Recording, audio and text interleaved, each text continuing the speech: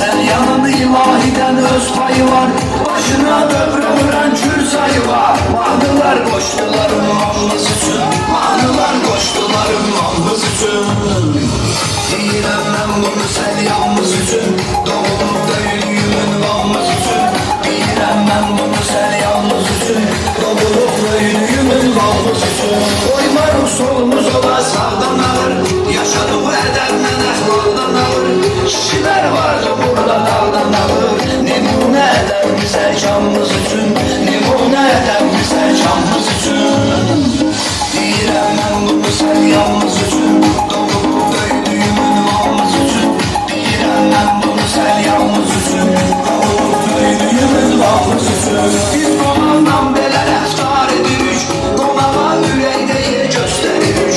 Hamımız əldən ayaqdan gedirik. Bizə mehman gələn mehmanımız üçün.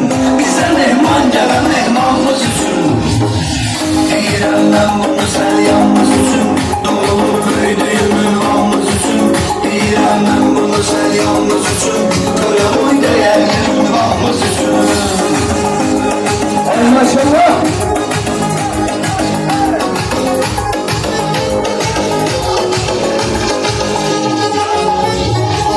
İlahi nəzərli salsın hamıya.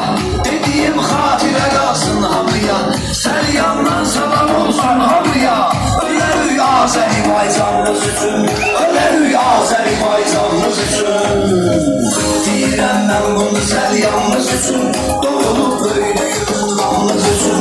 Deyirəm mən bunu Selyanımız üçün. Qara boy dəyərli ünvanımız üçün. Ay maşallah.